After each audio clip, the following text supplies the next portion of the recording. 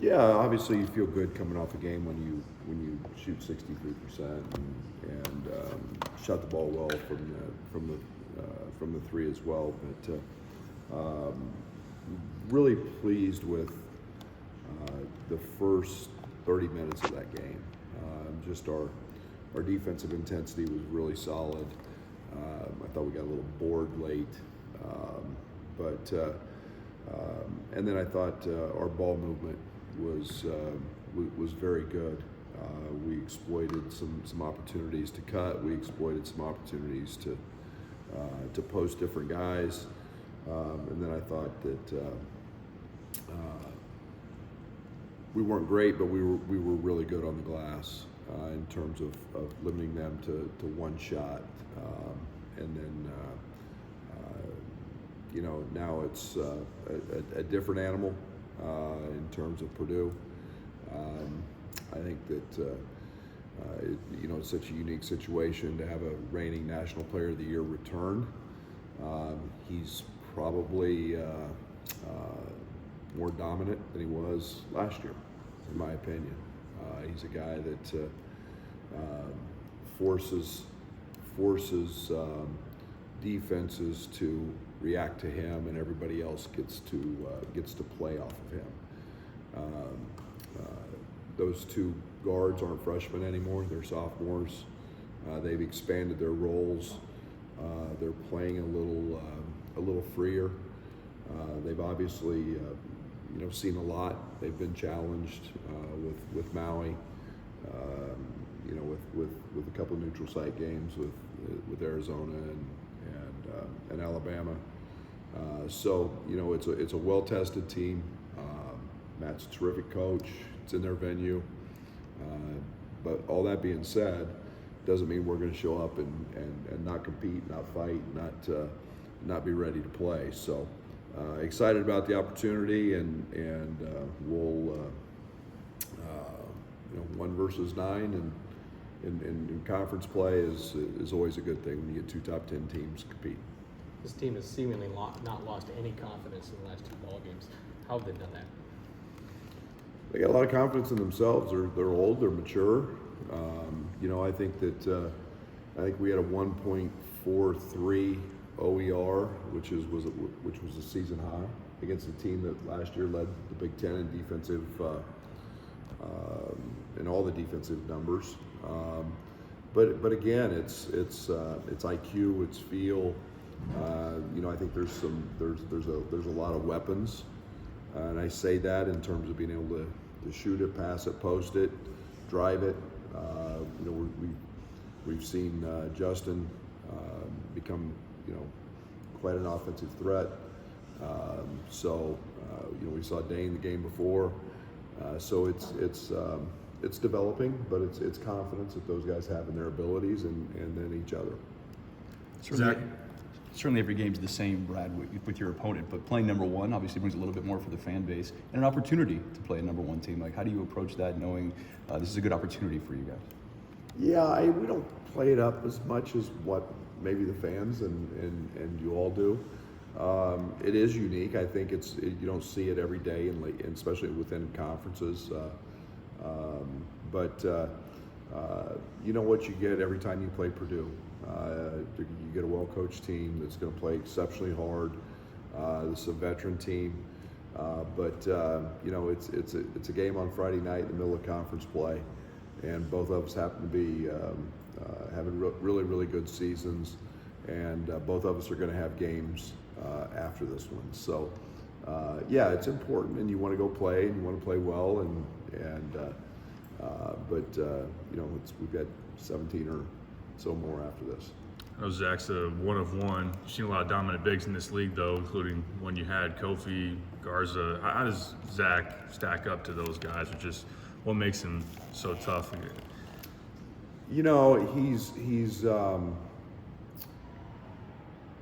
gotten so much better from his arrival. That's a tribute to them. But you just don't see 7'4" and 300 pounds, and it's We had Big Kof, and Kof was 7 foot and 300, but it's amazing just what the extra 4 inches does. And Kofi was a dominant player in some different ways, but I think that in my time in college basketball, I've never seen a more dominant center. A couple years ago, they called Kofi the most difficult guy to officiate. People hang on, people bounce off him. Is Zach pretty much the same way? He can be. He can be. I think that I think you have to understand that how big he is. What his ability to draw fouls. He's become a very good free throw shooter. I think that I wish Kofi would have got some of the calls that he seems to be getting, but yeah, he's big, and because he's 7'4", I don't think you can just assume that he's getting fouled on every play. I think he's got to earn the right, but he does get fouled a lot. There's no doubt. Does it trickle down from the NBA to college? It's like dunks and threes, like maybe the most efficient shots. But have you seen maybe an opportunity to exploit having guys that can do what they do in the mid-range? It's kind of maybe a lost art in some places. Absolutely, and I think that we're a team that likes the mismatch and the cross match, and I think that everybody who's done it to this point, we've been able to find a way to exploit it, whether it was putting centers on tie, whether it was cross matching 4s and 5s, whether it was playing to a switch. The mid-range game is definitely something that we've got some guys pretty good at, but it's also just the shots at the rim we're getting, and most of that becomes just simply finding a matchup we like and not overcomplicating things. So we'll continue to explore. We've got a wide variety of things we can do, but we do feel very strong about that in certain matchups.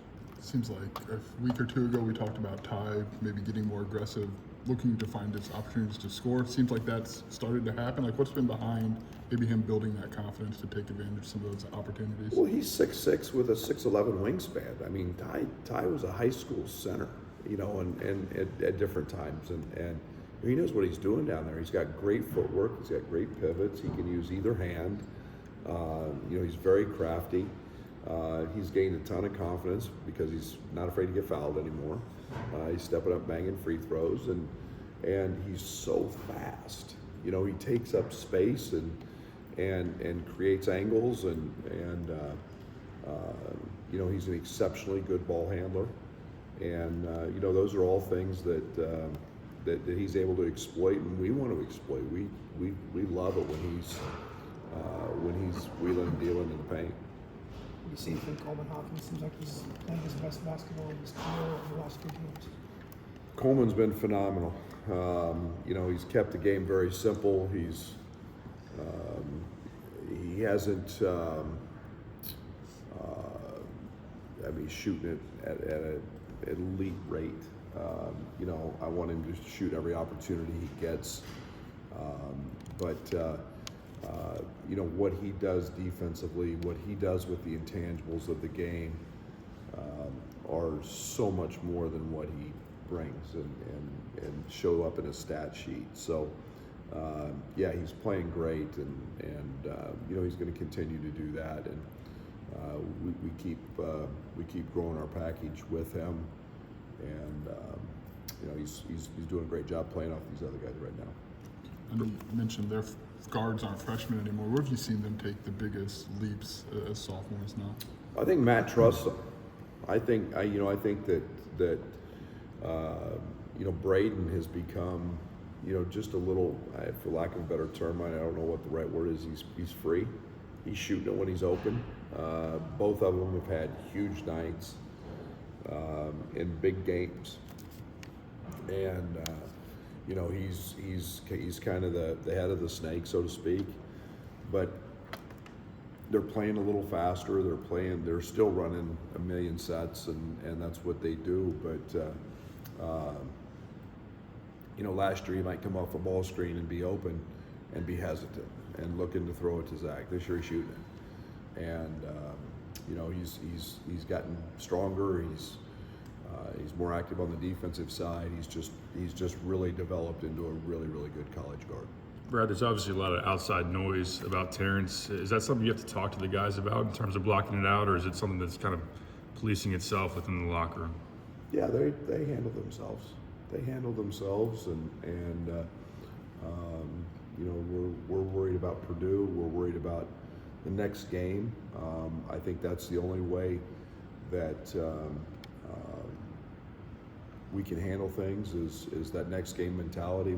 We've been very good about it to this point, and I love the maturity these guys are showing in the togetherness and the connectivity that we've got. So it's all next game up. It's all Purdue today, and get ready for tomorrow, and then, you know, whoever's in the next one, it'll be all about that. So, but love their maturity. We have a common opponent, and we watched a lot of the film of their game against Northwestern. What kind of happened? What was that? Actually got a couple. You know, Marquette was early, but yeah, you know, different games, just different. I think our styles are a little bit different, but you know, it's you know, the Marquette game was interesting. It was you know, kind of a free flowing, and Northwestern, Boo did what Boo does, but yeah, so we watch it, but every game's different. We're a little different than both of those teams, so we'll. There's no doubt you've got to play very well to beat Purdue and do it on their court. The obligatory Nico question, what's his status for tomorrow? And then is the timeline at all become more clear? I know there's been scans here and there. There's all kinds of scans. Now it's just the back to play process that he's going through. And again, I think any time that, you know, we want to be very clear about a foot injury, you know, you don't rush that. You're not trying to be Superman and say, you know, I'm good. You want it to be 100% healthy, so there's no recurrence of an injury. So he's back to that process, and you know, when they all tell us he's good, he'll be in a uniform, and we hope that's sooner than later. But it will not be for tomorrow. How was that process different with him, maybe than an older guy, since he hasn't had that experience on the court, if at all? Yeah, I think it's more the individual and what the individual can handle. I think the one thing that Nico's done is he's stayed very involved in practices with film. He's relentless. I think all of our recovery stuff here has helped expedite that process some. So, but he's a very mature freshman, and he's very basketball savvy. So I think all those things will help him in his return to play. You talked about how competitive this team is since the summer. I'm sure they're excited to go compete against number one. I would hope so. If they're not, we'll be in for a long night. Yeah, I think the one thing that we've taken a lot of pride in is being that very competitive, and I enjoy this team a great deal in practice because they compete. And it doesn't matter if they're shooting drills, it doesn't matter if it's one-on-ones, it doesn't matter. You know, yesterday after practice, we had a group staying playing one-on-one and competing, and you know, the trash talk and the competing and the noise is fun to see because it's not every team has that, and you've got to go play very hard to win on the road in this league, and to do that you've got to compete and have an innate desire to want to win, and this group's got a lot of those qualities.